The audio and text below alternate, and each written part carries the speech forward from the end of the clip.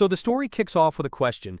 When you're completely exhausted, where's the one place you'd want to go? The ideal spot would be somewhere quiet and cut off from the world, where time moves a little slower. A place with hot springs would be a huge plus. We meet a character with dark hair, Yu Ohashi, while they're brushing their teeth. Yu explains they didn't actually seek out a place like this, they just sort of ended up there by accident. And by there, Yu means inside a dragon's stomach. Turns out it's the perfect spot to enjoy a slow, laid-back life. The scene then shifts to introduce the Knight Commander. This title is a massive deal, a symbol for the entire nation held only by someone truly exceptional. The 17th person to hold this title is a woman named Lyanna. She's seen by the public as the bravest and most noble person around. In reality, however, Knight Commander Lyanna is currently asleep at her desk and someone is trying to wake her up. A subordinate runs down her schedule for the day 40 approval, requests 6 audiences and 2 inspections that need reports filed by tonight. Lyanna is shown completely swamped by stacks of documents looking like she's about to be physically crushed by all the paperwork. We learn that this is all taking place in the Ardian Kingdom. A man enters and gives Lyanna yet another task, a safety inspection of the mountain range the royal family uses. He tells her it's for tomorrow, and that a preliminary investigation is required. Lyanna asks if she's the one who has to conduct it. The man replies that of course it has to be her. He explains that it's important for the Knight Commander herself to personally confirm the area's safety. He then tells her to submit the report as soon as she's finished. Lyanna says she understands and leaves the office. As she walks away, she clenches her fist, thinking about the fact that this mission is tomorrow. And here's why she's so tense: she was supposed to take paid leave to go to the hot spring. As Lyanna heads down a long staircase, she's thinking about her paid leave. It was technically approved, but for some reason, her days off just keep getting postponed indefinitely. To the public, the Knight Commander is this huge national symbol. But from her perspective, it's just a glorified middle management job, where the higher-ups can dump all their work on you. Her days are just a blur of desk work, endless reports, and fudging budget numbers to please the royals and ministers. And vacation. What's a vacation? She flashes back to the guy who gave her this mission, laying it on thick with the whole "you're the only one we can rely on and we're counting on you" speech. Yeah, easy for him to say. Lyanna tries to find a silver lining. If she can just power through this mountain inspection, maybe, just maybe, she can get the afternoon off. So she's making her way along the mountain wall when, a casual massive dragon just appears right in front of her. She just freezes her brain trying to catch up with the fact that, yep, that's a dragon, a very big dragon. The dragon lets out a roar, and Lyanna's first thought is, what is a special grade threat doing here? This is actually her first time seeing a real-life dragon. She tries to get her body to move, but the sheer exhaustion and lack of sleep finally catch up to her. She stumbles and just collapses. Completely out of energy, Lyanna can only lie there and watch as the dragon opens its massive jaws to eat her. Her final thought is a bit of a sarcastic jab at the royal family. Well, good thing we did this safety inspection, huh? But then Lyanna opens her eyes. She sits in some kind of strange fleshy-looking place and figures this must be the afterlife. A voice cuts in, and it's Yu Ohashi. They casually remark that, yeah, fighting a dragon when you're sleep-deprived is a tough break. Lyanna's entire body feels like lead. All she can think is that she really wanted to visit that hot spring one last time. Yu looks down at her and clarifies that she is in fact alive. Which is good, they add, because dealing with a corpse would have been a hassle. Still, on the ground, Lyanna looks up at the person standing over her and asks if he's some kind of guide to the afterlife. The guy clarifies that nope, he's not a guide, and this definitely isn't heaven. He introduces himself as Yu and confirms that he's human. Yu then gestures to their surroundings, a huge cavernous space filled with a massive pile of debris, and explains that they're currently inside a dragon's stomach. Lyanna just stares at him, needing a second to process that. She has to ask if she heard him correctly. Yu confirms it, plain and simple. They were both eaten by the dragon. Lyanna is just trying to wrap her head around this new, completely insane reality. Yu glances at her armor and correctly guesses she's the Knight Commander of the Ardian Kingdom. He adds that she must be pretty tough since most people get crushed to death before they even get this far. Lyanna asks how he can be so casual about all this. He just shrugs, saying he's either used to it or that's just how he is, and suggests they move somewhere warmer. He gestures toward a tent he has set up nearby and invites her inside so they can talk more comfortably. Lyanna just stares. Of all the things she expected to see today, a campsite inside a dragon was definitely not on the list. As they approach a creature that looks suspiciously like a chicken flaps out, startling Lyanna. Yu casually tells it not to run off. Lyanna's brain, which has officially given up trying to make sense of anything, can only ask one question: are there chickens in here? Peeking inside, she sees the tent is fully furnished with a desk, chairs, and even a proper bed. This guy has somehow managed to build a whole living space. She watches, You sit down perfectly at ease as his chickens wander around. It dawns on her that he isn't just surviving in here, he's actually living a normal life. Yu starts to explain this whole deal. He tells her he used to live way out in the mountains working as a hunter and living life at his own pace. He continues saying that one day he was out hunting for dinner, same as always, when he happened to run into an absolutely enormous dragon. So Yu's grand plan upon seeing the dragon was to try and eat it. He challenged it, lost, and promptly got eaten instead, which earns him an idiot from Lyanna. Yu explains how he gets supplies by pointing to a huge pile of junk. He says that whatever the dragon eats, food, furniture, even treasure, just falls into a pond, and most of it is perfectly usable if you fish it out. He goes on saying that when he first realized he couldn't escape, he started building a home just to survive, but before he knew it, the whole process actually started to be fun. Yu finishes by saying he eventually figured that just kicking back and living a slow life inside a dragon's stomach was a pretty solid option. Lyanna is listening to all this, and her brain can only come to one conclusion: this guy has completely settled in and is a certified idiot. She argues that living inside a stomach is not a lifestyle option. Yu just casually replies that there's an old saying, home is where you make it. He adds that he's been living here for half a year with no problems, and it's been pretty fun. The half-a-year part stops Lyanna cold, and a new theory about Yu begins to form. Through what's described as Lyanna's filter, she concludes that after 6 months in this place, he's completely lost his mind. With that, Lyanna turns and walks right out of the tent. Yu calls after her as she just stands there staring at the strange, fleshy interior of the stomach. Without a word, she draws her sword and lunges toward the stomach wall, winding up for a big swing. Yu yells, asking what on earth she's doing. Lyanna shouts back that it's obvious she's getting them out of here. She unleashes a massive strike against the wall, sending debris flying. She then looks up to check the damage. There isn't a single scratch. Lyanna has to accept that even her strongest attacks are doing nothing to this wall.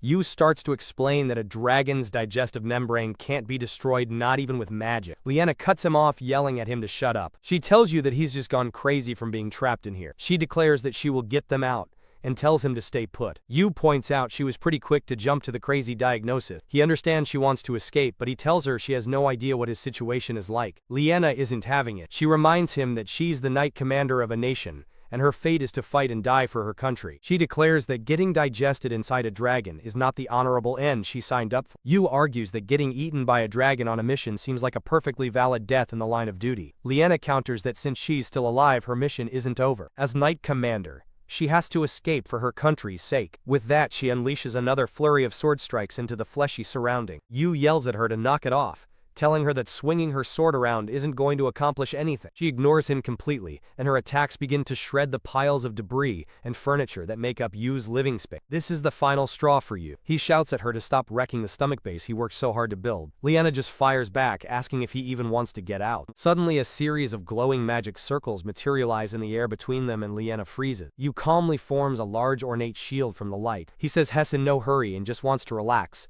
warning her that he won't forgive anyone who ruins his chill spot. Lyanna launches a powerful attack anyway, sending tendrils of energy at him, but Yu easily blocks them with the magic shield. Lyanna recognizes the spell as a ring of light. She yells that he claimed to be a hunter, but he's clearly a mage. The impact of her blocked attack sends her stumbling backward into a pile of junk, where her feet get stuck in the rubble. She accuses Yu of getting in her way, but he just replies from a distance that this is his home, and he'd like her to stop rampaging. Lyanna gives him one last warning not to interfere, threatening to cut him down. Unfazed, Yu just says, "That's my line." Yu tells Lyanna that after 6 months in here, he's got a serious home field advantage. Right on cue, a massive shadow falls over them as a whole ship starts plummeting from the ceiling, aimed right at her. Lyanna looks up, and yep, that's a full-on sailing ship. Yu explains that this is basically the dragon's dinner bell. Everything it swallows lands in this exact spot, same time every single day. Yu remarks that the dragon must have swallowed this one whole, then looks over at Lyanna and points out that her timing is just terrible. It clicks for Lyanna, he knew this was coming,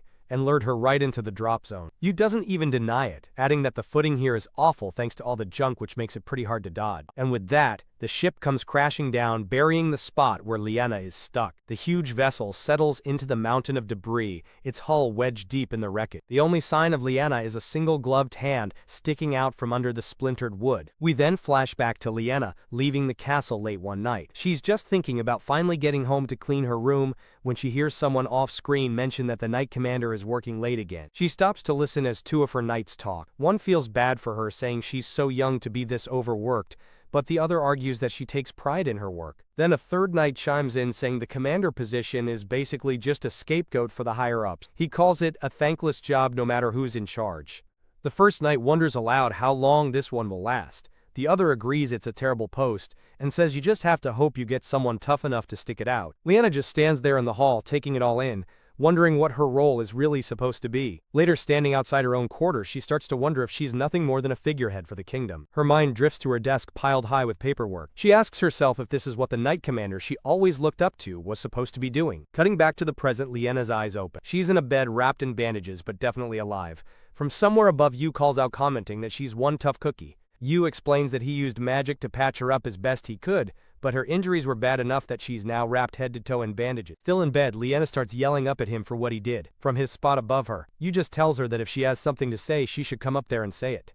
As Lyanna starts climbing a ladder to confront him, Yu notes that she seems proud of being a knight commander. He then guesses that she was just spinning her wheels at work, which gets an indignant "how rude" out of her. He just smiles, pointing out that since she didn't deny it, he must have hit the nail on the head. Reaching the top of the ladder, Lyanna admits her work does stall sometime, but she insists that's exactly why she has to work even harder to get past it. She then leaps from the ladder to land a blow, only to end up in a pool of water with a huge splash. She looks over and sees Yu already relaxing in it. Lyanna is just speechless. She realizes Yu has somehow turned the inside of the ship into a giant bathtub. He casually explains that he just cleaned out the ship that nearly crushed her and filled it with hot water. Lyanna can only stare, trying to make sense of the situation. A diagram shows his process. He lined the ship's hull with boards, then used magic to remove the digestive properties from the dragon's gastric fluid, turning it into bath water. Yu adds that the stomach fluid naturally sits at a perfect 42-43 degrees Celsius, which is pretty convenient. Lyanna yells back that she wasn't asking for the technical detail. Yu then reminds her that when he found her, she was muttering about wanting to soak in a bath and relax. Lyanna looks mortified that he heard her. He keeps going, revealing that she sleep-talked about her entire situation. Her plan to visit a hot spring on paid leave, getting sent on this work trip instead, and having worked 140 days in a row. Lyanna can't believe she said all that out loud. Yu asks how the water feels, guessing it's been a long time since she's had a proper bath. Lyanna doesn't answer right away, but as she sinks into the water, she silently admits to herself that he's right. Lyanna looks at her bandaged legs, submerged in the water. She thinks to herself that the heavy leaden feeling she's had for so long is finally starting to wash away. Lyanna sinks into the water, and you can just feel the tension in her back finally starting to melt away. She sinks a little deeper, admitting to herself that okay, this is ridiculously comfortable. She tells you it's been years since she's been to a hot spring, and she definitely never imagined her next one would be inside a dragon's stomach. As knight commander, she just had to keep working for the good of the kingdom. She explains that she pushed herself so hard to become the ideal knight commander she had in her head, but the reality of the job wasn't quite what she'd pictured. Lyanna admits that even though the work had its moments, the constant pressure from everyone around her made her mind feel like it was just filling up with fog. Looking back on it from, the inside of a dragon, she realizes she was totally and completely burned out. And through all this, Yu just listens, letting her get it all out. He gently reminds her that today was supposed to be her day off anyway, so he suggests maybe she should just forget about work, at least for today. A little later, they're out of the bath and sitting by Yu's tent. Yu explains his philosophy: all kinds of stuff gets swallowed by this dragon, even magical items. So while they can't get out right now, he figures something useful for escaping will eventually show up. Until then, He's just gonna chill. He tells Lyanna she should just think of this whole situation as a long, unexpected vacation and take it easy. Lyanna is not having it. A vacation. She tells him that's ridiculous. Back home, she can't even get them to approve her paid leave. The concept of a long vacation seems to just break her brain for a second. She asks, wait, does this mean she's going to have days off? Forever? Now inside the tent, Lyanna is just holding a bottle, looking completely floored by this revelation, and Yu just watches her, looking pretty amused by her reaction. Lyanna seems to decide that if she's stuck here, she might as well make the best of it and just relax for a bit. On her second day inside the dragon, Lyanna gets to work. To get her bearings, she starts taking notes and summarizing everything she knows about her new environment. First up is the lighting. Her diagram explains that the dragon's body absorbs sunlight during the day, which then illuminates the interior. You had mentioned that small amounts of light filter through the scales, then reflect and amplify inside. Lyanna notes that the resulting glow is actually softer and easier on the eyes than direct sunlight. Later, a loud rattling sound echoes from above. Standing near the shipwreck, turned bathtub, Lyanna figures It must be the dragon's mealtime. She watches as a large mangled object crashes down from the esophagus. She notes that anything the dragon eats gets pretty chewed up on the way down. It dawns on her that she must have fallen in the exact same way, which makes it a miracle she wasn't crushed. She observes that Yu built his entire living space around the stomach's central digestive pool, salvaging all the materials from things the dragon swallowed.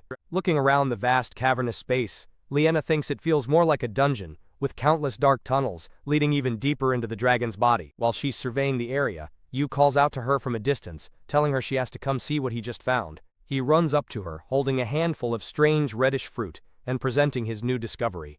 Lyanna looks down at the weird half-rotten pile he's placed on the ground, not entirely convinced it qualifies as fruit. She asks if he's actually going to eat that, warning him that it's rotten. But Yu says he's not interested in the flesh. Instead, he holds up a tiny seed he's extracted from the mush. He tells a confused Lyanna that these seeds are the single most important item for survival in here. Yu says it's better to show her than to explain. He invites her for a walk to see what he means, and she agrees to follow. As they walk, Lyanna can't help but comment on how ridiculously big the place is for a stomach. Yu has a theory about that, suggesting the boundaries between organs are so blurry that the whole area just blends together into one massive space. Yu admits he hasn't really explored the deeper parts, explaining that his first few months were focused purely on, not dying. He hands Lyanna a rolled-up map, telling her she can keep it since he has the whole layout memorized. Yu unrolls the map to show her the layout of the stomach. He points out his base at the center, then shows her where they are right now. Their path takes them along the edge of a huge pool of liquid. Lyanna figures the gastric fluid must flow from the central area down to here. Yu confirms Shishri is right, adding that by the time the acid reaches this spot, it's pretty much harmless. To prove his point, Yu just cups his hand and scoops some up. He explains that the acid is only strong in the middle of the pool out here at the edges. It's basically just water. And then he drinks it, telling Lyanna it's perfectly safe and actually tastes better than normal water. She's a bit hesitant but tries some for herself and realizes he's not kidding. Yu explains that this is a good example of how the dragon's insides work. Different areas, or rooms as he calls them, have their own unique properties. He also warns her that there are plenty of dangerous spots, so he's always cautious when exploring. They finally stop in front of a large curtain, and Yu announces they're here. Yu pulls the curtain aside, revealing a massive, brightly lit area, filled with planters, trees, and all kinds of crops. He casually introduces her to his farm. Lyanna is just speechless. She can't wrap her head around the sight of a full-blown farm growing inside of a dragon. Yu explains that if you plant seeds in the stomach's soft lining, they grow surprisingly fast, getting pretty big in just a few months. He says he just plants whatever seeds he salvages from the dragon's meals, which is how he's slowly built up such a variety of plants. Lyanna admits she's no expert on plants, but she has to ask how any of this is possible. How can so many different species grow so well inside a dragon instead of in actual soil? Yu offers his own theory. Since dragons grow fast and live for a long time, the blood vessels just beneath the stomach lining must be incredibly rich in nutrients. He thinks the plant roots are tapping right into that supply. He then plucks a piece of fruit from a nearby tree and offers it to Lyanna. She takes it, looking like she has a lot to think about. Lyanna holds the fruit, marveling at the idea of something growing from a dragon's own bloodline. But before she can get too lost in thought, Yu announces that since they're here, they might as well get started on lunch. He suggests they dig up some potatoes to take. When he encourages Lyanna to try, she's taken aback, saying she's never done anything like that in her life. Yu just tells her not to worry, he'll teach her. And so Dragon Farming 101 begins. Yu explains the first step is to carefully move the soil away from the base of the plant until the main vine is exposed. He then casually hands her a shovel. Lyanna can't help but remark that he really seems to have a tool for every possible occasion in here. Yu instructs her to use the shovel to gently loosen the surrounding soil. She gives it a shot, asking if she's doing it correctly, and he confirms she's got it. With the soil loosened, Yu tells her the next part is simple. Grab the vine with both hands and give it one good strong pull. Lyanna gets a firm grip and pulls with all her strength, clearly not expecting the amount of resistance she meets. And out comes a massive cluster of potatoes. Lyanna is ecstatic, cheering that she did it, and calling them magnificent dragon potatoes. Yu congratulates her on a job well done. As they leave the farm, Yu puts Lyanna on potato carrying duty. He also mentions they should grab some of the frozen meat he has stored away. This stops Lyanna in her track. Frozen meat? She asks if he actually freezes it, and Yu casually confirms that he does, using his ice magic to preserve it. He leads her to another area and reveals a massive glowing block of ice that's essentially a walk-in freezer, packed with all sorts of food. All Lyanna can do is ask if he really created this with his own magic. Yu explains this part of the dragon's interior was naturally cold to begin with.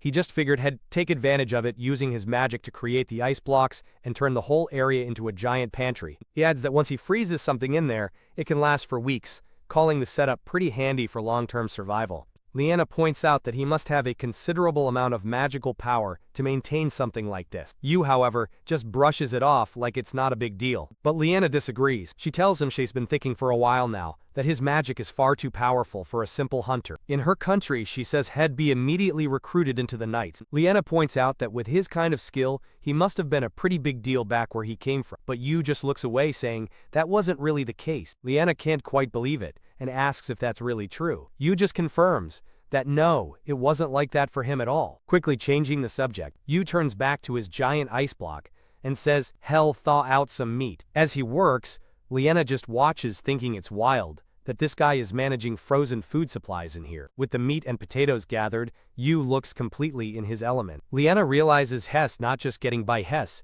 genuinely living inside a dragon's stomach. And then her brain takes a weird turn, and she starts wondering if at this point Hez basically a parasite. Yu catches her strange expression and asks what's wrong, but she quickly tells him it's nothing. Back at the base camp, Yu gives her a heads up that Hez just an amateur cook, so she should expect anything fancy. Lyanna's just like, hey, as long as it's edible I am good. Yu says he'll whip something up real quick and immediately gets to work chopping the meat and potatoes on a wooden board. He then arranges the ingredients in a bowl. Lyanna spots a round wooden container and asks him what it is. Yu holds it up, explaining that it's a siro, a bamboo steamer used for cooking in eastern countries. Lyanna thinks it looks kind of cute and Yu agrees. With the food now inside the siro, Yu explains that steaming is a super convenient way to cook.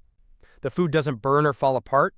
You just put the ingredients in and wait. He adds that dragon potatoes taste great, even with the skin on. Steaming also removes any unwanted odors, while concentrating the natural flavors, and Lyanna can already smell how delicious it is. Yu continues his prep, explaining that Hez adding some tart fruit and vegetables into the steamer as well. He finishes it off with a sprinkle of salt. Now all that's left is to set the steamer over a pot of boiling water and let it cook. Lyanna is totally mesmerized by the whole process as the steam starts to rise. Before long, Yu presents the finished meal. He announces that lunch is served. The dish is steamed dragon potatoes and chicken with a fruit salad on the side. Lyanna can't believe you managed to whip up something that looks this good this fast. Yu just chalks it up to the magic of dragons and steamers. With a quick thanks for the meal, they both dig in. Lyanna takes her first bite of a potato and immediately yelp. It's hot. Really hot. Yu asks if she has a problem with hot. Still fanning her mouth, Lyanna clarifies that's not it at all. The simple sensation of a warm meal sends her into a flashback. She's back at her desk in the castle, finally done with work,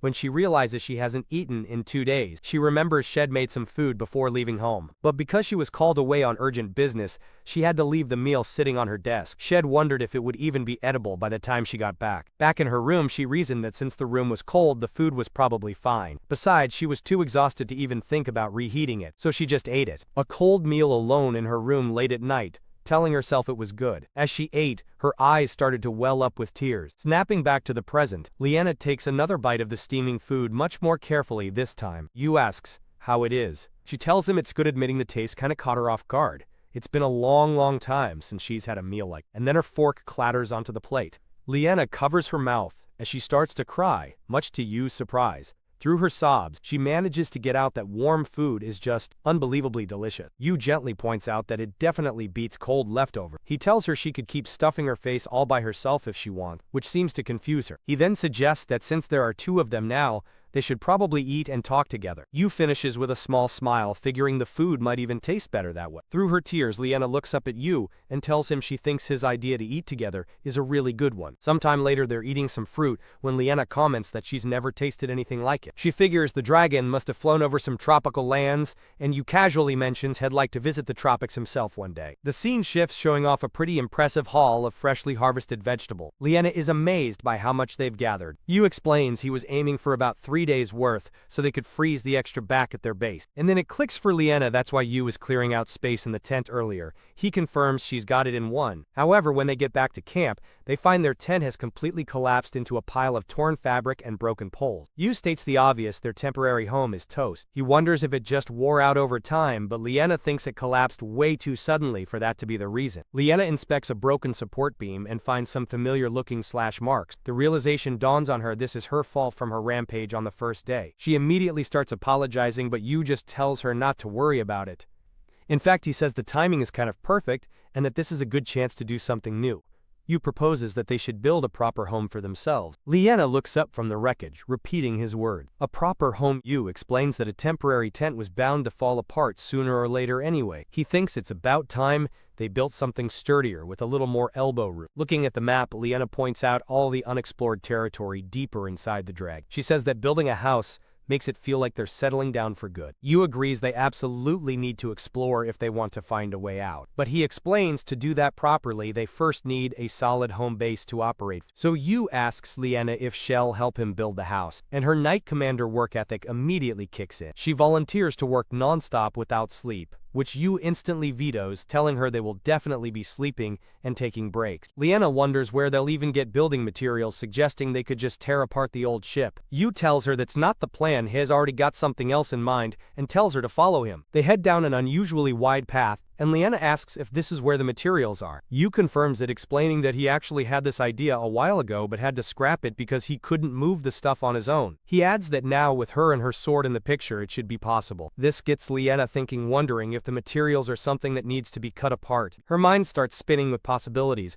Maybe they're gonna carve giant rocks into bricks, or maybe they'll use the trees from his farm. Yu tells her they're almost there. As Lyanna looks ahead, she can't help but think that this dragon's stomach is just full of surprises. And what they find is the massive skeleton of some kind of giant creature with an enormous shell. Lyanna just stares, saying that this is completely beyond common sense. Yu calmly identifies it as the corpse of a floating sky shell, which is basically a gigantic turtle that flies. He explains that they flew higher than any other creature, earning them the nickname the one who bears the stars. Lyanna can't believe something that majestic ended up here of all place. Yu just figures the dragon must have eaten it at some point. Turns out this is their building material. Yu explains the bones are made of fused carbon and crystallized mana, making them super durable, so durable in fact that they're used in royal construction. The only problem, Yu says, was that the bones are way too big to move. He admits he's not much of a physical fighter, so he couldn't break them down on his own. So he turns to Lyanna, the Knight Commander, and asks if she thinks her sword can cut through the sky shell's bones. If she can, they can haul the materials back one piece at a time. Lyanna gets a confident smile on her face. She tells him that as long as it's not magically protected, she prides herself on being able to cut through just about anything. That's the answer Yu was looking for. He says it's time to get to work. Lyanna gets right to it, putting her sword to the test against the massive skeleton. And just like she claimed, the supposedly super durable bone starts to crack and splinter under her blade. With one solid swing, she shatters a piece clean off, breaking away a big chunk that's actually a manageable size, so they get a nice little system going. Lyanna, perched up on the skeleton, calls down whenever she's cut a new piece, and Yu hauls it away from below. As they work, Lyanna shouts some encouragement, telling Yu they're about halfway done. But while she's cutting away, she starts thinking about how living here for a few days has given her a new perspective. She finds herself thinking about Yu, his knowledge and his drive to not just survive but thrive out here. It's just not normal. It clicks for her that he wasn't just passively surviving for 6 months. The whole time he was actively trying to make his life better. She looks over at the sky shell's skull and has a sobering thought. If Shed been here alone, without his know-how, Shed have ended up just like it. She basically owes him her life, and that thought lights a fire under her. She decides she's got to pull her own weight and prove she can be just as useful. Fired up with this new motivation, she moves across the skeleton's uneven surface, but then the bone right under her foot cracks. The whole section gives way. Before either of them can react, Lyanna loses her footing and plummets down. She hits the ground in a cloud of dust. Yu immediately comes running over, calling her name and asking if she's all right. He gets to her side, saying he heard a pretty nasty crack, but Lyanna, already pushing herself up, insists she's fine and just slipped. Yeah, she says that, but she's also clutching her ankle. Internally, she's thinking she might have twisted it pretty bad. To prove her point, she lifts her leg and says, "See, it moves just fine, let's get back to work." Yu points out that it really looks like it hurts, but she just brushes him off, saying she's used to this kind of thing. She glances over at the pile of bone they've already gathered. The real reason she's pushing through is that she knows if they stop now, because of her night will fall before they can finish the job. Lyanna brings up the fact that their old tent got wrecked because of, well, her. She feels pretty bad about it, and says she needs to take responsibility. But Yu just waves it off, telling her not to worry. He points out that they're building a real home now, something just for the two of them. He adds that unlike her old life, nobody's cracking a whip over their heads here. They can take their time and build this thing right, without her needing to run herself into the ground. With the work called off for the day, they move to a safer spot to rest, and this is where Yu finally gets a proper look at Lyanna's foot. Her ankle is seriously swollen and has just like, I can't believe you were even standing on this. Lyanna immediately apologizes for being a burden again, but Yu just says they'll set up some temporary bedding under an old shipwreck for now and can head back to their main base once she's all healed up. No big deal. His simple concern is so foreign to her that it triggers a flashback. We see a younger Lyanna, a trainee on the ground with an instructor looming over her, demanding to know who gave her permission to kneel. The guy tears into her, saying she's making a big deal out of a little cut. It's not like her arm got ripped off. He scoffs. He then asks if she really thinks someone so weak could ever become the Knight Commander.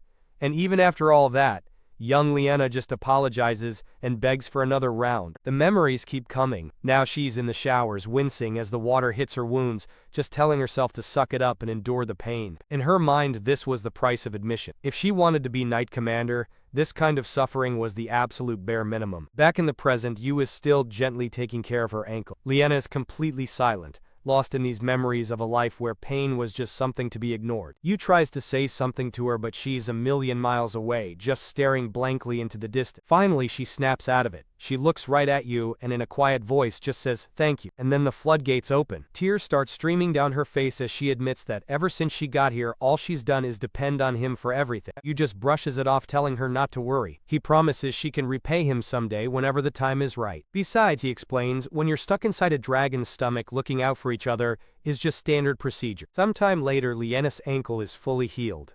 Yu does a big stretch and declares it's time to get back to the grind. Working together, they manage to haul the massive bone pieces back to base camp and assemble the main frame of their new home just before sunset. Lyanna can't help but comment on how huge the structure is even compared to the shipwreck. Yu agrees it's a bit much for 2 people and figures they can use the extra space for storage. Inside, Yu starts laying out their bedding, saying they can work on the interior tomorrow. Lyanna quietly thanks someone named Amon for saving her, and Yu just replies, "Sounds good." She then promises to make up for the delay she caused, calling him Amon again. Yu looks over at her with a completely neutral expression and doesn't correct her. Suddenly, Yu glances up at the ceiling and wonders aloud if they even need to decorate. He tells Lyanna to look up. When she does, she sees the entire inner surface of the bone is glowing with countless points of light. She whispers that it looks just like stars. Yu is just as surprised, noting that no book has ever read mentioned it. He theorizes that either the bones are usually processed too quickly for anyone to notice, or this particular sky shell was special. Lyanna, captivated by the view, says that whatever the reason, it's unbelievably beautiful. Later, as they lie in their beds, Yu muses about when he last took the time to just look at the stars. That's when it hits Lyanna. That can't be right, because they're inside a dragon. The scene flashes to an image of a real brilliant night sky over a mountain range. Lyanna then recalls what she knows about the creature. The sky shell was a legendary turtle that soared higher than any other being, which earned it a special name. As an image shows the creature flying through the cosmos, the narration reveals its nickname, the one who bears the stars.